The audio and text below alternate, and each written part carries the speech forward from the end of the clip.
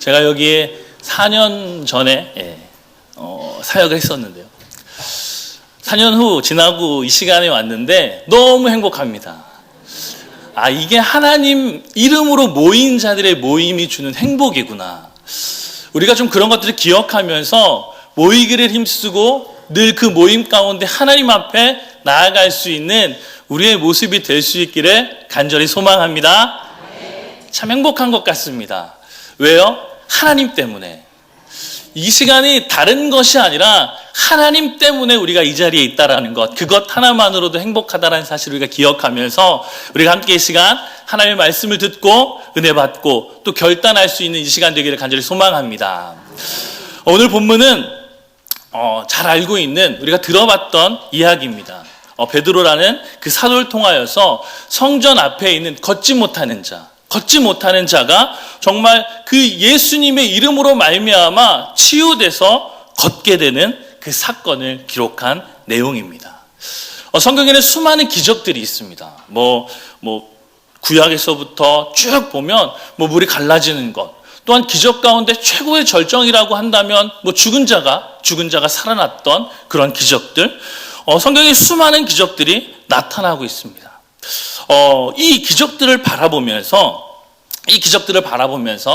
여기 앉아 계신 귀한 성도님들은 어떻게 느껴지는지 모르겠지만 저는 성경을 쭉 보면서 그 기적들이 일어날 때마다 옛날에 좀 믿음이 연약했을 때는 놀랐습니다. 우와, 대단하다. 그런데 믿음이 조금 성장하면서 하나님을 조금씩 알면서 그 기적들을 보면서 달라진 반응들을 보게 됩니다. 어떻게요? 와, 놀랍다가 아니라 역시 하나님이야. 역시 하나님이야. 하나님 앞에 껌이지. 그렇지 않나요? 기적의 근원이 하나님이라는 사실 우리는 잘 알고 있습니다. 하나님은 이 천하 만물을 다스리시는 분이라는 사실을 우리는 알고 있습니다. 신앙이 자라면서 하나님이 행하시는 것들을 바라볼 때 우리는 깜짝 놀라며 그런 모습이 아니라 감사하게 되는 거죠. 그리고 하나님을 더 높일 수 있게 되는 것을 보게 됩니다. 하나님을 알지 못하는 자들은 놀랍죠. 두렵죠. 성경에도 그렇게 이야기합니다. 그런 수많은 기적들을 보면서 믿지 않는 자들은 반응이 어땠냐? 우리와는 사뭇 다른 모습, 놀라움, 두려움, 심지어 두려워서 떤다라고까지도 표현하는 것들을 보게 됩니다. 우리는 더 이상 그런 모습이 아니라 그 기적, 하나님이 이루어주시는 그 하나님이심을 알고 우리는 감사하며 나아가야 될 줄로 믿습니다. 이제는 성경을 바라보는 이 관점이 우리는 좀 달라져야 될 것입니다. 왜요? 하나님을 알고 있으니까. 그 하나님을 믿고 있으니까. 믿으십니까? 하나님을 믿으십니까? 네. 기적들이, 성경에는 수많은 기적들이 나타납니다. 그렇다면 오늘날로 좀 눈을 돌려봤으면 좋겠습니다. 오늘날에도 기적들이 일어날까요? 일어나나요? 네. 기적들 당연하죠. 일어납니다. 쉽게 편하게 말씀드리면 이 시간 내가 이 자리에 있는 것도 기적이죠. 네. 이 자리에 있는 것만으로도 우리는 기적이라고 이야기할 수 있을 것입니다. 그렇다면 그런 살아 숨쉬는 것, 건강한 것, 이런 기적 말고 진짜 성경에서 나타나는 기적들, 물이 갈라지고 죽은 자가 살아나고 곧 못 고칠 그 불치병이 깨끗해지는 그런 기적들이 지금 이 시대에도 일어나는 줄 믿습니까? 믿습니까? 일어나죠. 왜요? 그 하나님은 지금도 살아 계시니까요. 그 하나님은 살아 계십니다. 그 살아계신 하나님께서 오늘날 우리들을 통하여서, 그 하나님을 바라보는 자들을 통하여서 오늘도 지금 이 시간에도 수많은 기적과 이적들을 보여주고 계신다라는 사실입니다. 그것을 기억하면서, 그것을 믿으면서 나아갈 수 있는 우리의 믿음이 되기를 간절히 소망합니다. 그러면 중요한 것은 무엇이냐면, 그런 수많은 기적들이 일어나는데 왜 나는, 왜 우리는, 왜 내 곁에는 그런 기적들이 일어나지 않는 걸까요? 많은 사람들이, 많은 믿는 자들이 어떠한 문제를 놓고 어떠한 그런 해결해야 될 사건들을 놓고 하나님 앞에 부르짖고 나아갑니다. 그런데 우리의 모습을 보면 그런 기적들이 정말 아주 정말 희귀하게 일어나게 되는 것을 보게 됩니다. 왜 그럴까요? 여전히 하나님은 살아계셔서 우리와 함께하고 있는데 말입니다. 오늘 본문을 다시 보자면 이 베드로의 그 기적, 나면서부터 걷지 못하는 자가 예수님의 이름으로 말미암아 일어난 이 사건, 이 기적을 통해서 이 베드로는, 이 사건은 우리에게 귀한 것을 이야기하고 있습니다. 자, 오늘 다시 본문을 딱 보자면 베드로가 기도할 시간이 되어서 성전으로 들어가게 됩니다.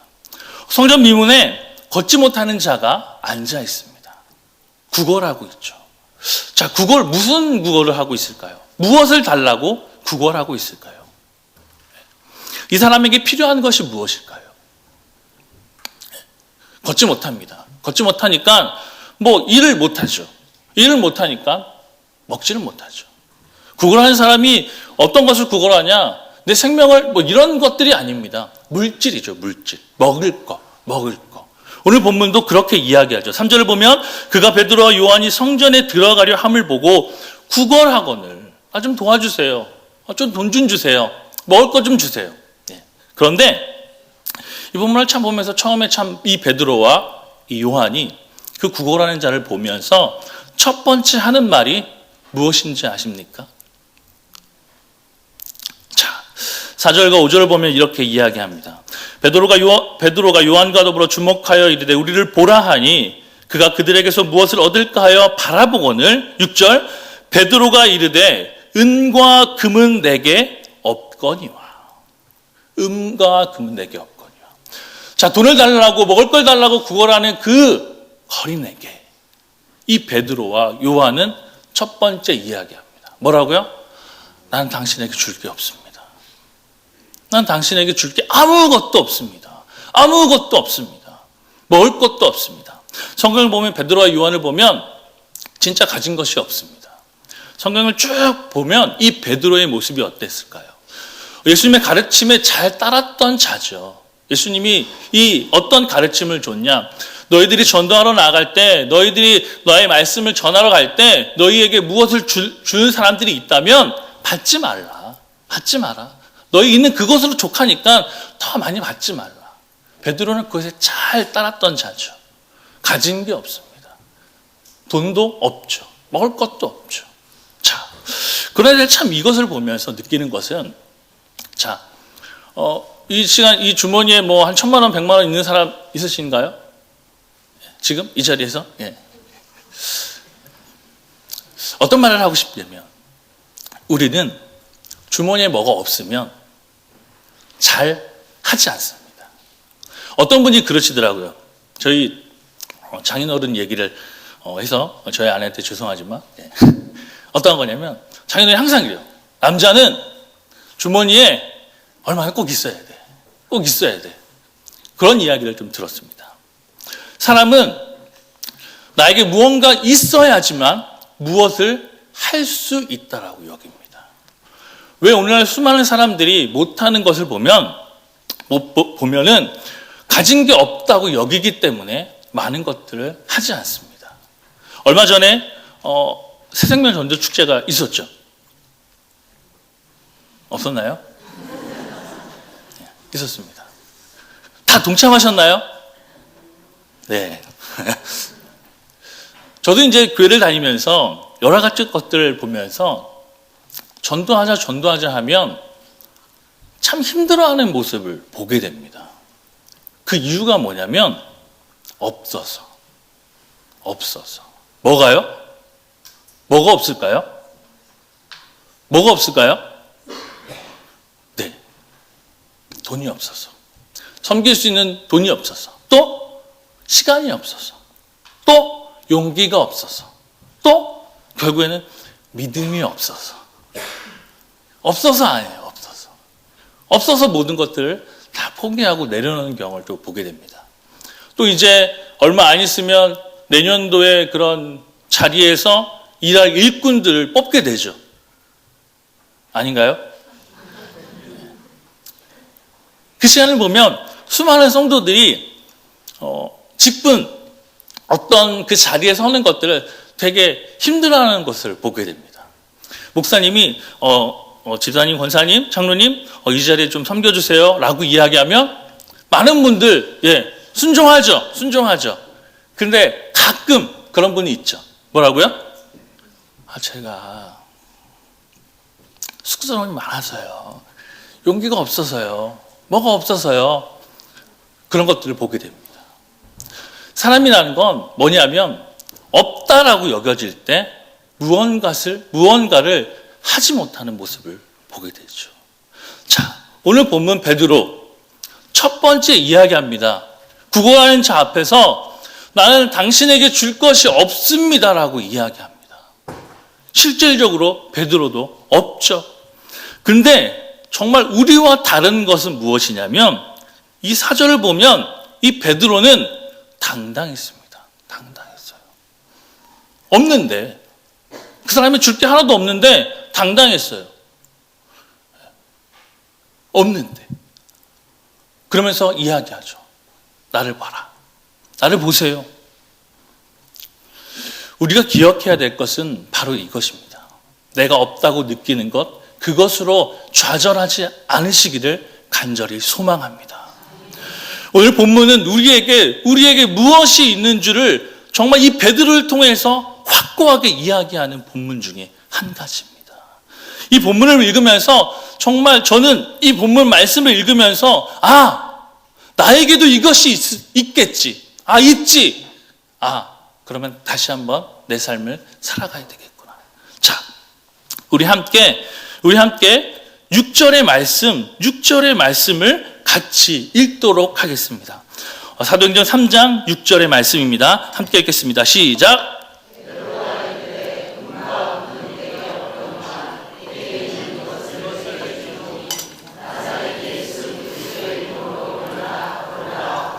아멘.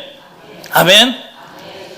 저는 성경 말씀을 읽으면서 제가 가르쳤던 우리 학생들, 청년들에게 이렇게 이야기합니다. 우리가 성경을 읽을 때 핵심을 가지고, 포인트를 가지고 우리 좀 읽어봤으면 좋겠다. 그냥 읽는 것은 참 힘들다, 어렵다. 오늘 본문 쭉 읽으면서 이야기합니다. 베드로가 이르되 은과 금은 내게 없거니와 내게 있는 이것을 내게 주노니 나사렛 예수 그리스도의 이름으로 일어나 걸으라 하고. 믿으십니까? 우리는 없는 게 너무 많습니다. 돈도 없죠. 시간도 없죠. 여러 가지 것들이 없습니다. 제가 이 설교를 할 때마다 이 얘기를 좀 많이 하죠. 저는 머리도 없습니다. 저는 참 감사한 것 같아요. 옛날에는 이 사실이 참 힘들고 좀 콤플렉스라고 이야기하지만 가끔씩 이제 설교 시간에 참 힘들어질 때 이야기를 하면 많은 분들이 웃게 되더라고요. 집중하게 되더라고요. 자, 없습니다. 그러나 우리 이 시간 이 자리에 앉아있는, 이 자리에 있는 우리들에게 있어서는 한 가지가 있습니다. 한 가지가 있습니다. 무엇입니까? 예수 그리스도의 이름이 우리에게 있습니다. 할렐루야. 믿으십니까? 내 안에 예수 그리스도의 이름이 존재하고 있다는 사실을 기억하십니까? 우리가 그 이름을 믿고 나아갈 수 있는 우리의 모습이 되기를 간절히 소망합니다. 베드로는 그 이름 하나만으로 당당하게 그 자에게 나아갔습니다. 어쩌면 그 자가 원하는 게 아닙니다. 그 자가 바라는 게 아닙니다. 그러나 그 넘어서의 것을 이 베드로는 예수 그리스도의 이름으로 그 구걸하는 자에게 주었습니다. 그 구걸하는 자, 그 이름을 통하여서 어떻게 변했을까요? 어쩌면 베드로가 돈이 있을 수 있습니다. 있어서 줄 수 있습니다. 줬으면 그 구걸하는 자, 그 순간 좋았겠죠. 그리고 그 구걸하는 그 돈을 통하여서 그 하루, 어쩌면 그 다음 날까지 먹을 수 있었겠죠. 그러나 이 베드로가 그 물질을 준 것이 아니라 예수 그리스도의 이름으로 그 기적을 행함을 통하여서 이 구걸하는 자, 걷지 못했던 자의 삶이 전혀 다른 모습으로 변했던 것을 보게 됩니다.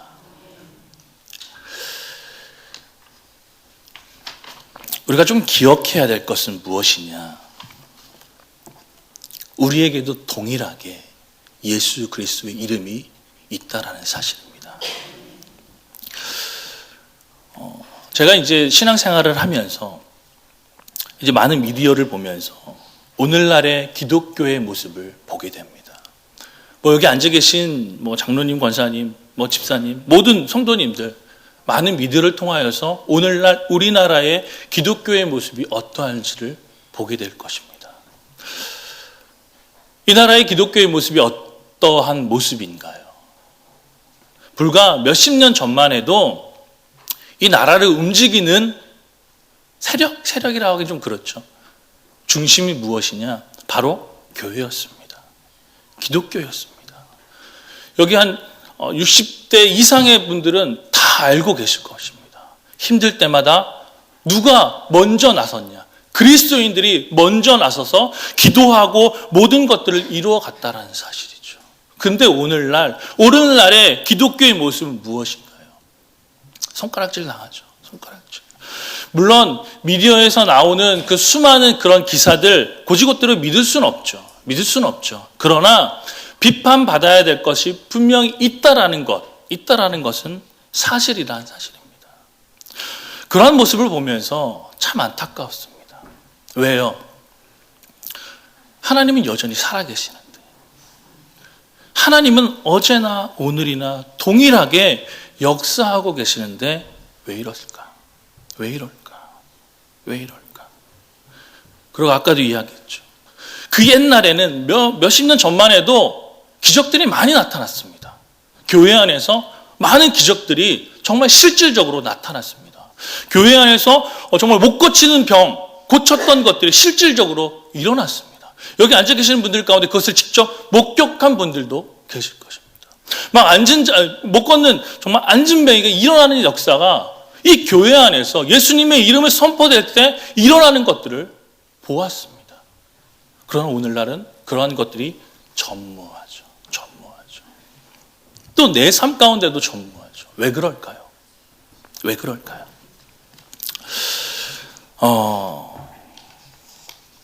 제가 좀 그것을 좀 보면서 제가 이 신앙생활 하면서 최근에 고민하면서 묵상하면서 씨름하는 문제가 바로 이것입니다.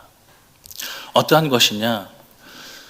내가 예수님을 믿는다고 하는데, 내가 하나님 앞에 선다라고 하는데 왜 내 삶은, 왜 나는 이러한 모습으로 살고 있는 것일까? 살아계신 하나님, 정말 천하 만물을 주장하시는 그 하나님을 믿는다고 하는데 왜 여전히 이 현상 가운데서 고민하고 근심하며 걱정하며 살아가고 있을까? 왜 그럴까? 제가 좋아하는 찬양이 있습니다. 많이 불리는 찬양이죠. 전능하신 나의 주 하나님. 전능하신 나의 주 하나님은 마지막이 뭐죠? 믿는 자에게 능치 못함 없네. 수많은 교회에서 수많은 그리스도인들이 이 찬양을 고백합니다. 그리고 하나님의 말씀, 예수님의 말씀도 이르죠. 믿는 자에게는 능히 하지 못할 일이 없다고. 그런데 왜 내 모습은, 왜 우리의 모습은, 왜 그리스도인의 모습은, 왜 오늘날 기독교의 모습은 못하는 게 왜 이렇게 많을까요? 우리에게서 그런 기적과 이적과 그 예수 그리스도의 이름의 능력이 나타나지 못하는 것. 이사야 59장을 보면 이렇게 나옵니다. 이사야 59장 1절과 2절 제가 읽어드리겠습니다.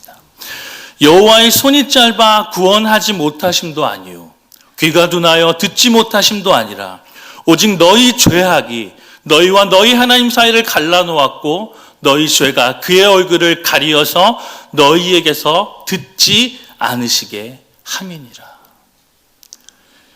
여호와는 여전히 그 능력 가운데 있지만 왜 그러냐? 너희의 죄악이, 우리의 죄악이 그것을 가로막고 있다.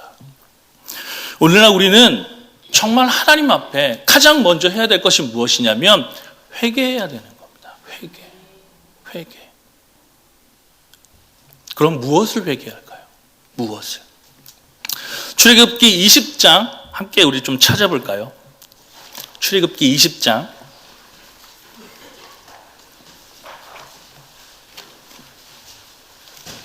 우리 잘 아는 십계명의 말씀입니다. 출애굽기 20장 7절. 출애굽기 20장 7절 우리 함께 읽겠습니다. 시작. 너는 내 하나님 여호와의 이름을 망령되게 부르지 말라. 여호와는 그의 이름을 망령되게 부르는 자를 죄 없다 하지 아니하리라. 아멘. 우리가 잘 알고 있는 십계명 중에 3계명에 속하는 말씀입니다. 제가 십계명을 쭉 보면서 수많은 그리스도인들을 쭉 보면서 많은 십계명의 모습 가운데서 여러 가지 것들은 좀 애를 쓰면서 신경을 쓰면서 참 잘 이루고 있는 모습을 보게 됩니다. 실질적으로 우상을 만들지 말고 절하지 말고 안식일을 범하지 말고 부모를 존경하고 그런 여러 가지 것들은 실질적으로 실제의 모습 가운데 보이기 때문에 그런 것들이 신경 써서 우리 그리스도인들이 애를 쓰면서 하는 모습을 보게 됩니다. 그런데 이 3계명을 보면 많은 그리스도인들이 이 3계명을 간과하는 것을 보게 됩니다. 3계명의 핵심이 무엇일까요? 하나님의 이름을 망령되게 부르지 말라라는 거죠. 망령되게 부르지 말라. 저는 오늘 이 시대에 기독교 그리스도인의 문제가 무엇이냐? 바로 이 모습 가운데 있지 않나 싶습니다.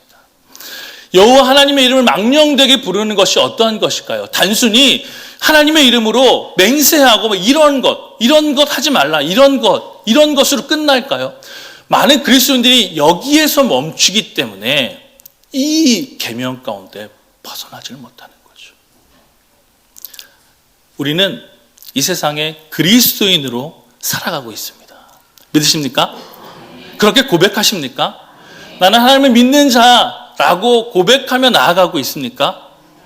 그렇다면 우리는 하나님을 믿는 자답게 그리스도인답게 살아가야 된다는 사실이죠. 왜 우리는 자꾸 현실 가운데 무너지며 타협하며 살아가는 모습을 보이고 있을까요? 왜 수많은 어려움 가운데 우리는 그리스도인이라고 하면서 하나님을 믿는다고 하는 사람으로서 살아가면서 그 문제 앞에 좌절하며 낭망하며 살아가고 있는 것일까요? 내가 그리스도인이라면 그까지 문제, 그까지 어려움 하나님이 다 해결해 주실 거야. 예수 그리스도의 이름의 능력으로 그 모든 것들을 내가 이길 수 있어 라고 살아갈 수 있어야 된다는 사실입니다. 오늘날 많은 그리스도인들이 이 부분에서 넘어지고 있는 것입니다. 제가 얼마 전에 어떤 세미나를 갔다 왔습니다. 그리고 그 전부터 묵상하고 정말 읽었던 책들 쭉 보면서 핵심이 한 가지입니다. 그리스도인이면 그리스도인답게 살아라. 핵심은 그것입니다. 다른 것 다 없습니다. 하나님을 믿는다고 하면 하나님을 믿는 자답게 살아라. 하나님이 어떠한 분이신가요? 내가 믿는 우리 안에 있는 그 예수 그리스도의 이름 어떠한 분이신가요? 고백하시나요? 천하 만물을 다스리시는 분으로 고백하시나요? 이 모든 것들을 주장하시고 주관하시는 분이심을 고백하시나요? 그러면 우리는 그 고백 가운데 살아가야 된다는 사실이죠. 이제는 우리가 그런 모습, 그리스도인이지만 그리스도인답지 않은 모습에서 벗어나야 될 때가 바로 이때이지 않나 싶습니다. 수많은 목회자들이 이것들을 최근 들어서 많이 선포하고 이야기하고 있습니다. 왜요? 지금 이때가 바로 회복해야 할 때임을 알기 때문입니다. 그렇다면 우리는 어떻게 그리스도인답게 그리스도인의 모습으로 다시금 살아갈 수 있을까? 어떤 모습 가운데서 두 가지의 모습을 이야기하도록 하겠습니다. 첫 번째, 신앙적인 모습입니다. 신앙의 모습 가운데 있습니다. 첫 번째, 가장 중요한 것, 예배입니다. 예배. 그리스도인들의 가장 핵심이 무엇일까요? 가장 중요한 것이 무엇일까요? 많은 분이 이런 이야기를 하죠. 삶으로 보여야 돼. 삶으로 보여야 돼. 그렇죠. 맞습니다. 삶으로 보여야 됩니다. 근데 그건 두 번째입니다. 일상의 모습 가운데 있습니다. 첫 번째는 우리는 예배하는 자로 하나님께서 택하시고 창조하시고 만들어 주셨다는 사실을 우리를 기억해야 될 것입니다. 예배하는 것이, 예배하는 모습이 우리 안에 먼저 활발하게 회복돼야 된다는 사실이죠. 이 시간 어떤 마음으로 예배하러 나오셨습니까? 그냥 나아가는 모습으로 예배 드리십니까? 예배가 무엇인지 아시나요? 그 하나님을 높여드리는 시간입니다. 그 하나님을 인정하고 그 하나님 앞에 경배하며 나아가는 시간이 바로 예배라는 이 자리입니다. 오늘날 많은 그리스도인들이 이 사실을 간과합니다. 어떻게요? 내 자리에서 예배하면 되지. 맞죠? 틀린 말은 아니죠. 정말 중요한 건 하나님 앞에 함께 믿는 자들이 모여서 이 예배하는 장소 가운데서 하나님의 이름을 높이는 이 시간, 이 자리에 내가 함께 가서 그 하나님을 높여야 된다는 사실을 우리는 기억해야 될 것입니다. 예배하는 자리. 우리는 그리스도인입니다. 그렇다면 무엇일까요? 내 삶 가운데 가장 우선순위가 어떠한 시간일까요? 어떠한 자리일까요? 먹고 사는 거요? 아니죠. 예배하는 시간입니다. 예배하는 자리입니다. 어떻게 이것을 나아갈까요? 참 안타까운 것은 무엇이냐면 제가 청년들을 좀 사역을 하면서 느끼는 것이 무엇이냐면 우리 청년들이 이 시대의 청년들이 이 시대의 그리스도인 청년들이 이 세상 가운데 많이 흔들리고 있습니다. 흔들리고 있습니다. 악한 것에, 거짓된 가르침에. 저기서도 예배하면 돼. 저기서도 예배하면 돼. 그렇죠. 그러나 중요한 것은 이 예배하는 자리. 안 믿는 사람한테는 이 시간이 어떠한 시간인지를 모르죠. 이 시간이 어떠한 시간인지 모릅니다. 그런데 우리는 알고 있습니다. 하나님을 경배하는 시간이라는 것을 우리는 알고 있죠. 그 하나님이 어떠한 분이신지를 알기 때문에 우리가 이 시간 이 자리에 앉아 있는 것 아닐까요? 하나님 앞에 나아가는 것 아닐까요? 세상 사람들은 모릅니다. 세상 사람들은 이 시간에 정말 중요한 게 있으면 그것 해야지 왜 여기 와 있냐라고 이야기하죠. 그럴 때 우리는 보여줄 수 있는 거예요. 아니, 나는 그것보다 이게 더 중요해. 이게 내 삶 가운데 가장 중요한 거야. 우리는 그러한 모습을 보임을 통하여서 하나님의 이름, 얼마나 능력이 있는지, 건세가 있는지 보여줘야 된다는 사실이죠. 그리고 두 번째, 일상의 삶입니다. 일상의 삶, 당당한 거죠. 당당한 것. 베드로의 모습 어떠했을까요? 가진 것이 없습니다. 나에게 잘난 것이 하나도 없습니다. 있는 것도 없습니다. 근데 한 가지 있습니다. 예수 그리스도 이름. 그리고 그것 가지고 당당하게 나아갑니다. 우리 또한 마찬가지입니다. 왜 이 시대에 그리스도인들이 정말 인정받지 못하고 자꾸 기독교가 자꾸 아래로 처지고 있는가? 믿는 자들이 당당하지 못하거든요. 당당하지 못합니다. 분명히 이야기하죠. 믿는 자에게는 능치 못함이 없다라고. 그것을 믿고 나아갈 때 우리는 이 세상에서 당당하게 어깨를 펴고 예수 그리스도의 이름을 외치며 살아갈 수 있다라는 사실입니다. 이 시간 우리가 그것을 기억하며 살아갈 수 있는 실제의 진짜 그리스도인의 모습이 되기를 간절히 소망합니다. 말씀을 마치겠습니다. 제가 지금까지 설교를 하면서 이런 제목을 지어본 적이 없습니다. 떨어진 잎사귀를 높이 올리자. 뭔가 시적이지 않죠? 예. 제가 얼마 전에 이제 경주를 갔다 왔습니다. 너무 멀더라고요. 경주를 갔다 왔는데 그 산에서 이제 단풍이 거의 이제 끝날 무렵인 것 같더라고요. 저는 그런 것들을 별로 좋아하지 않습니다. 별로 그걸 예쁘다, 좋다 이렇게 여기지 않습니다. 근데 이제 저를 좀 보면서 느끼는 건 뭐냐면 제가 눈이 좀 나쁩니다. 그래서 대부분 그런 돌아다닐 때는 안경을 안 쓰고 가거든요. 그리고 제가 색약이 조금 있습니다. 색약. 그렇다고 색깔을 전혀 구별하지 못하는 그런 건 아닌데 별로 막 이렇게 선명하게 텔레비 정말 선명한 뚜렷한 그런 것처럼 다가오지 않거든요. 그래서 아내나 우리 애들은 막 신나가지고 막 사진 찍고 있는데 저는 그냥 그렇지 막 이렇게 지나가고 있었는데 딱 지나가면서 땅을 딱 쳐다봤는데 수많은 그 떨어진 잎사귀 중에 한 가지가 정말 새빨 같더라고요. 새빨 같더라고요. 다른 거는 다르게 새빨가요. 아, 전 되게 예쁘다. 그걸 보면서 가까이 보니까 좀 그 색깔이 좀 보였나 봅니다. 아, 예쁘다. 예쁘다. 그렇게 느껴졌습니다. 그러면서 있는데 갑자기 저희 아이들이, 우리 둘째 딸 아이가 머리에 그 꽃 가지, 그 떨어진 잎사귀의 가지를 꼭꼭 막 사진 찍고 막 이렇게 있더라고요. 가까이서 보니까 그 새빨간 그 잎사귀의 그 모양을 하고 있더라고요. 그러면서 그걸 보면서 아, 예쁘구나. 아, 예쁘다. 아, 이게 단풍이구나. 라는 걸 좀 느꼈습니다. 그걸 보면서 느끼는 것이 한 가지. 오늘날 이 시대에 예수님의 이름이 참 안타깝게도 여전히 그 능력과 권능과 위엄은 그대로인데 우리의 모습을 통해서 떨어지고 말았다는 것이죠. 이제 우리가 해야 될 것이 무엇일까요? 이제 우리가 해야 될 것이 무엇일까요? 들어야죠. 들어야죠. 봐라. 이 엄청난 분이 나에게 있다. 그리고 우리에게 있다. 너에게도 있다. 우리 이제 떨어진 그 잎사귀, 떨어졌던 우리 예수님의 이름, 참 이런 말 하는 것도 참 죄송하죠. 그 모습을 다시 우리가 힘을 내어서 여전히 능력 가운데 있는 그 예수님의 이름을 높이 올리며 선포할 수 있는 우리의 모습이 될 수 있기를 간절히 소망합니다.